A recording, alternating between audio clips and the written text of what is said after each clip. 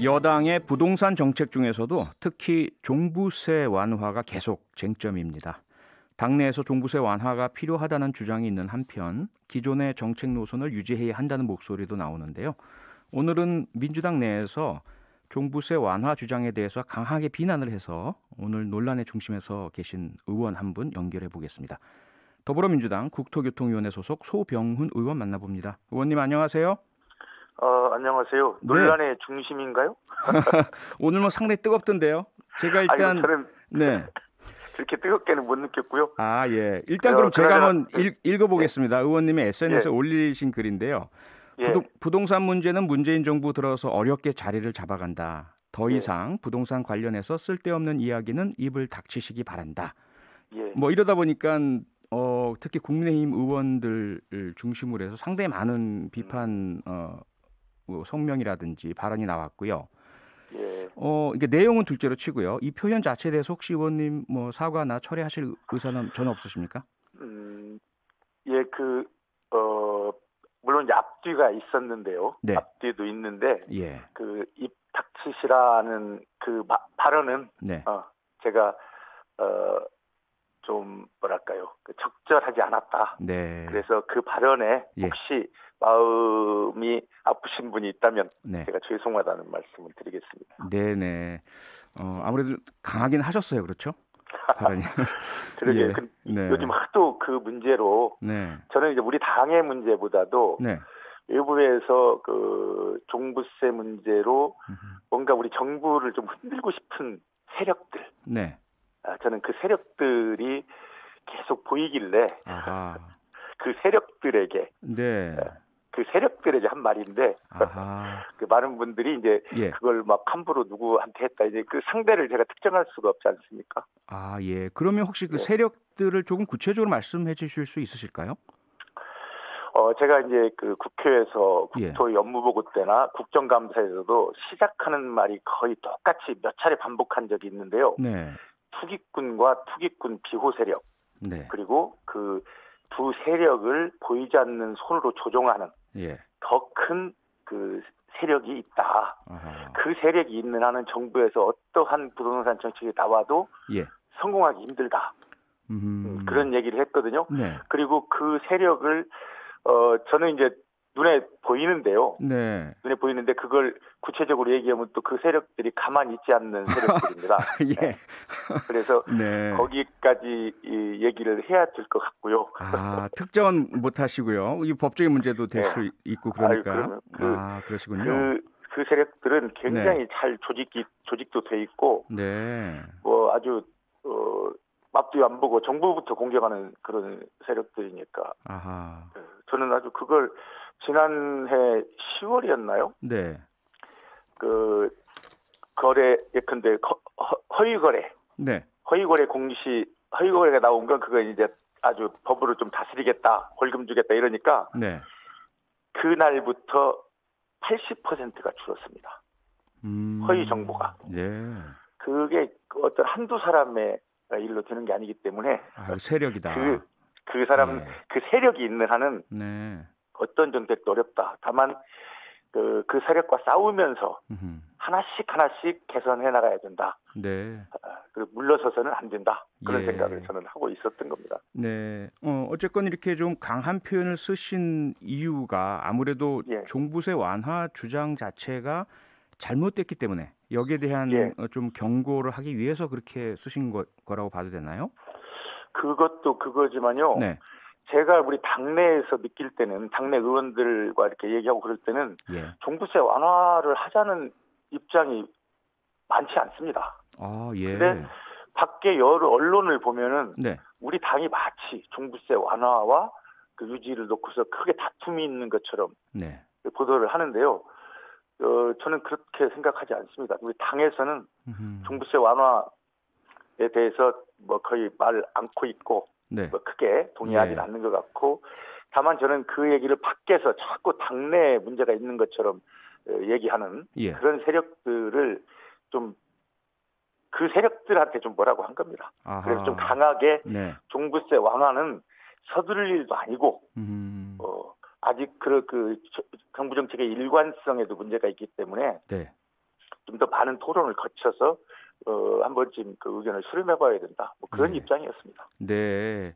자, 그런데 지금 말씀하신 것처럼 언론에서는 많이 이제 보도가 되고 있는 것이요. 잘 아시겠지만 민주당의 김병욱 의원이 낸 개정안 여기에서 이제 종부세 완화가 담겨 있고요. 그 다음에 이광재 의원도 처음 도입 취지가 상위 1%만 내는 부자세였다. 그러므로 대상을 좀 줄이는 완화가 필요하다라는 의견을 냈고요. 노웅래 의원, 정청래 의원, 문진석 의원 등 외부로 알려진 것만 해도 이렇게 여러분이 계시는데 그럼 이분들 역시 그 사실 의원님이 말씀하신 쓸데없는 이야기하는 분에 포함되는 것은 아닙니까? 아니요, 저는 전혀 그분들에게 전혀 아닙니까? 그렇게 생각 않고요. 네. 뭐냐면 이제 우리 당에 174명의 의원 계시지 않습니까? 예. 물론 이제 몇 분이 말씀하셨지만 저는 그분들은 충분히 그런 말씀하실 수 있다고 봅니다. 왜냐하면 주로 서울에 그리고 우리 그 표창원 의원님이라고 진행자입니다. 예. 진행자께서 잘 아실 겁니다. 이 국회의원들이 얼마나 지역 여론에 민감하고 그리고 지역 주민 한두 사람만 심하게 얘기해도 위축된다는 거 아실 겁니다. 네. 저는 우리 일부러 제가 우리 그 지역의 수도권의 종부세 문제로 어려움을 겪는 의원님들한테는 당연히 그거 완화한다고 얘기하십시오. 그렇게 얘기를 합니다. 그렇지만 당의 입장은 꼭 그렇지만은 않다. 많은 의원님들은. 그분들은 그러니까 그 지역 내에서의 강한 반대 여론을 어느 정도 이렇게 무마시켜 드리기 위해서 한 정치적 발언이다. 이런 말씀이시죠? 아니요, 저는 그렇게 제가 단정하는 것보다도 저는 그렇게 말씀하시는 걸 충분히 이해하신다. 아하. 그리고 그걸 종부세 완화와 직접적인 연결은 저는 하고 싶지 않다. 실제로 추진하는 것과는 다르다 이런 말씀이시네요. 예, 저는 그렇게 제 생각입니다만. 예. 그렇습니다. 네, 일각에서는 종부세 완화 이야기가 과거로 보자면 4.7 재보선에서의 패배 때문에 그리고 미래로 보자면 다가올 대선 표심을 의식해서 나오는 어떤 계획적이고 전략적인 의견이다. 이런 이제 비판도 제기가 되고 있는데요. 이렇게는 보지 않으십니까? 글쎄요, 그 종부세보다도 이제 부동산 정책이랄지 그 문제가 영향은 있었겠죠. 영향은 있었다고 보지만 그건 그 종부세 세금이나 뭐 이런 그 문제보다는 나중에 이제 3월달에 터진 LH 문제랄지. 예컨대 우리 국민들이 민주당에 거는 어떤 과정의 공정성이랄지 결과의 정의로움 여기에 대해서 뭔가 그 유선적인 것을 느꼈다. 그것이 그 부동산이라는 거기에 맞춰져 가지고 선거에 영향을 좀 주지 않았나. 저는 그렇게 보고 있습니다. 그게 전부라고는 생각지 않습니다. 네. 지금 의원님께서는 국토교통위원회 소속이시잖아요. 예, 그렇습니다. 그리고 오늘 보도에 따르니까 그 국토위에서 종부세법에 대해서 국민의힘에서는 빨리 처리하자. 6월 1일 전에 빨리 처리를 해서 국민들의 세외 부담을 줄여야 한다. 이렇게 이제 주장을 해왔고 더불어민주당은 아직 정부와의 의견 조율이 끝나지 않아서 지금은 어렵다. 이렇게 말씀하신 걸로 보도되는데 이게 맞나요? 글쎄, 저도 아직 부동산 특별할지 이런 그 회의체에는 참여하지 못했기 때문에 당 차원에서 어떤 내용이 오가는지는 모르겠습니다만은 엊그제 저도 그 국토위 상임위 우리 원내 의원들 모임을 했습니다.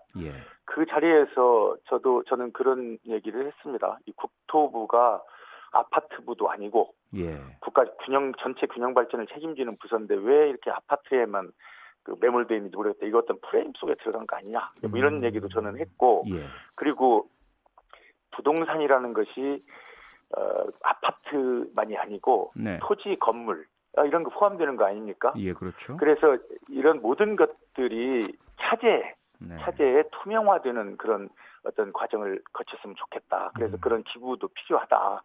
우리 당에서 진성준 의원이 그 부동산 거래 분석원 신설 법안을 냈는데요. 저는 그보다 더 좀 확실한 법안을 제가 제출했습니다.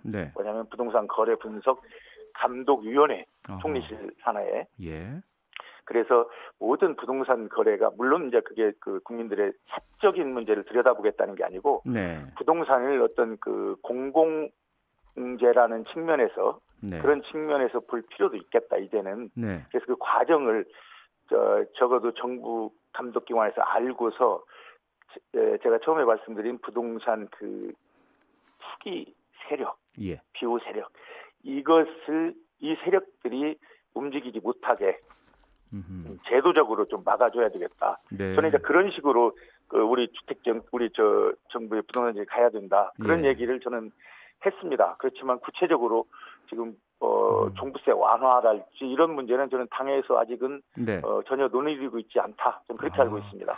자, 민주당에서 지금 부동산 특위를 발족시켰죠? 예. 의원님은 특위에 들어가 계셨는가요? 저는 안 들어가 계시고요. 그러면 예. 그래도 의원님이 알고 계시는 국토위 소속이시니까 예. 지금 마지막 질문을 드려야 될 것 같은데요. 민주당의 향후 부동산 문제에 대한 정책 방향 어떻게 지금 정립이 되어야 하고 그렇게 가고 있다고 생각을 하십니까? 좀 전에도 말씀드렸지만 그 투명한 관리가 필요하겠다. 네. 그리고 그 투명한 관리 아래서 적어도 그 변칙적인, 그러니까 부동산을 가지고 토지나 주택 가지고 사고 팔면서 거기에서 그 어떤 이익을 보겠다는 그런 사람들이 쉽게 이익 볼 수 없는 네. 그런 제도를 만들어 나가는 것이 우선 좀 필요하겠고요. 네. 그 다음에는 이제 그런 그 정리된 그 어떤 그 부동산 거래 현황이나 그런 예. 걸 가지고서 그동안에 그 찾아내지 못했던 그런 그 세금들. 예. 그런 것도 거기에서 찾아내야 되겠고. 그래서 지금 그 우리나라의 그 내 집을 가진 사람들 그리고 내 집을 가지기보다는 청년이나 무주택자들 사이의 그 양극화가 굉장히 심해지고 있는데요. 네네. 그 문제를 해결하고 그의 재분배를 이루어내기 위한 그 어떤 수단, 최소한의 수단들을 정비해 나가야 되겠다. 그 중에 종합부동산세도 중요한 하나이고 한 부분이다. 처음에 그 1%라는 그 의원님 오늘 시간이 다 돼서요. 다음에 한 번 더 모시고요. 오늘 말씀은 여기까지 들어야 되겠습니다. 그래요. 네, 그렇습니다. 의원님 고맙습니다. 예, 고맙습니다. 네, 지금까지 더불어민주당 소병훈 의원이었습니다. 평일 저녁 6시 5분에 여러분을 찾아갑니다. MBC 라디오 표창원의 뉴스 하이킥.